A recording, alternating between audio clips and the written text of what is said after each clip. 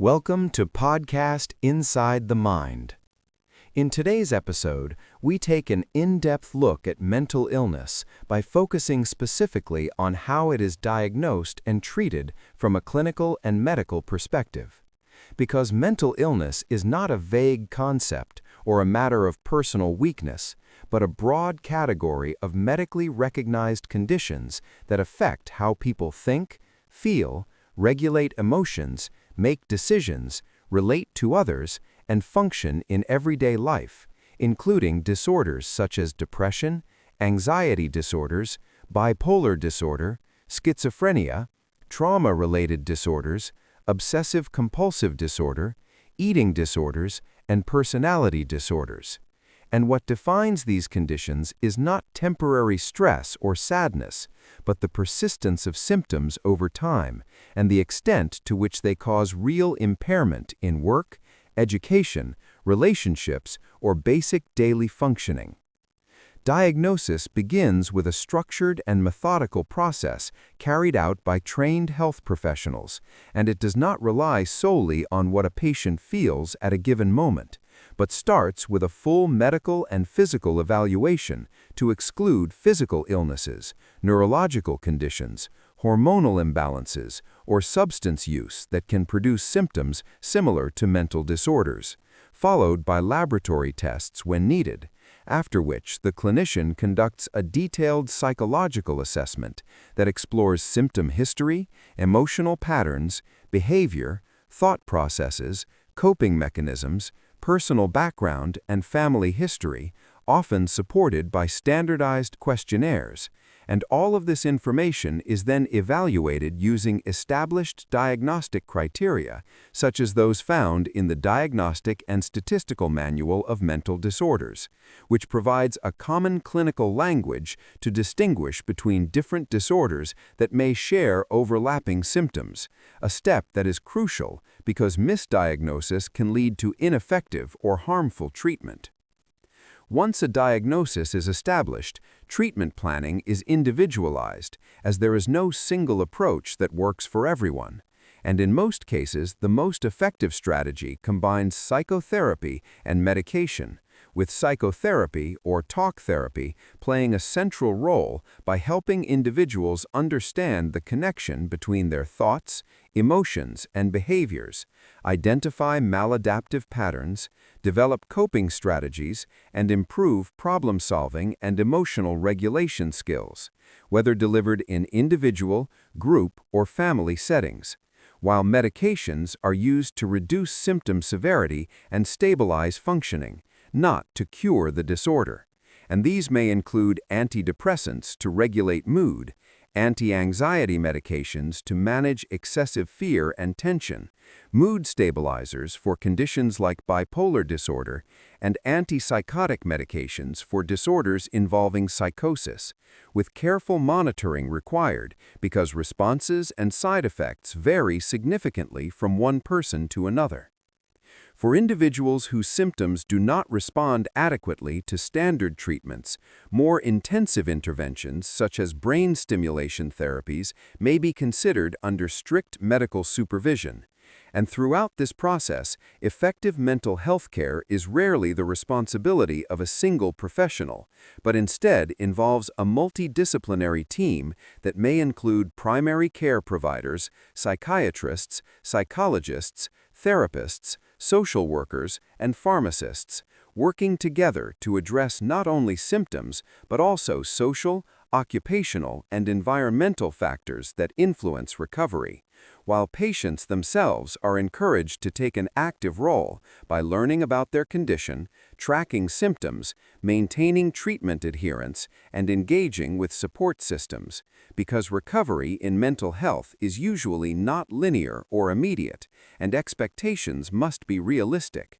Many people experience significant improvement with proper treatment, but long-term management is often necessary. Relapses can occur, and progress depends heavily on early diagnosis, consistent professional follow-up, and sustained support, making mental illness a condition that requires ongoing evidence-based care rather than quick solutions or simplistic explanations. And this brings us to what happens after treatment begins, because diagnosis and initial intervention are not the end of the clinical process, but the beginning of continuous management, as mental illnesses often change in intensity over time and require regular follow-up to evaluate whether symptoms are improving, remaining stable, or worsening, which obliges clinicians to reassess the treatment plan periodically, adjust medication dosages, switch medications when necessary,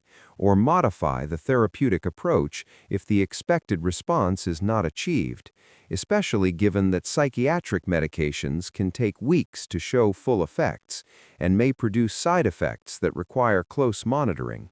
while psychotherapy also evolves over time, moving from symptom relief toward relapse prevention, strengthening coping skills, and improving long-term functioning.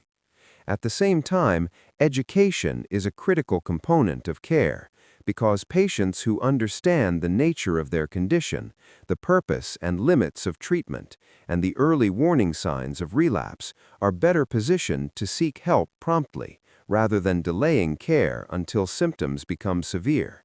And this educational aspect extends to family members and close contacts, whose involvement can significantly influence treatment adherence and outcomes by reducing isolation, supporting daily functioning, and helping identify changes in behavior or mood that the individual may not recognize. Furthermore, mental health care does not exist in isolation from daily life, as clinicians routinely consider lifestyle factors such as sleep patterns, substance use, stress exposure, and social stability, since these factors can directly affect symptom severity and treatment effectiveness, even though they do not replace professional medical and psychological care. It is also essential to address unrealistic expectations, because mental illness treatment is often misunderstood as a search for a quick or permanent cure, when in reality it is more accurately described as a long-term process aimed at symptom control, functional improvement, and quality of life, meaning that while many individuals experience substantial improvement, others may require ongoing or lifelong treatment, particularly in chronic or severe conditions, and periods of relapse do not necessarily indicate treatment failure, but rather reflect the complex and recurrent nature of many mental disorders.